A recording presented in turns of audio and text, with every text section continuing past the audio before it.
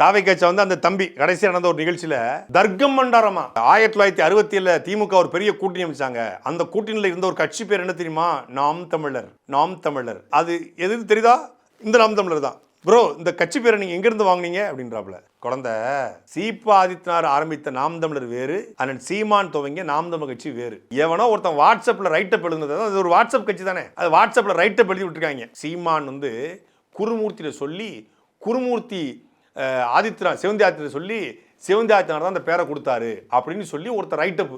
சிவந்தி ஆதித்யநாத் வந்து கட்சி வாங்கினார். சிவந்தி ஆதித்யநாத் சீபா ஆதித்யநாத் அதுவே தெரியல.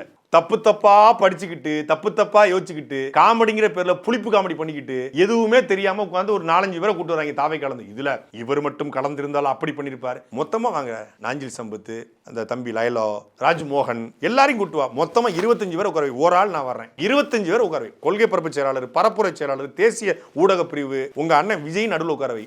மொத்தமா உட்காரப்போம். சாட்டையில ஒரு டிபேட், ஒரே ஒரு டிபேட் 20 மினிட்ஸ் பார்த்துக்குவோம்.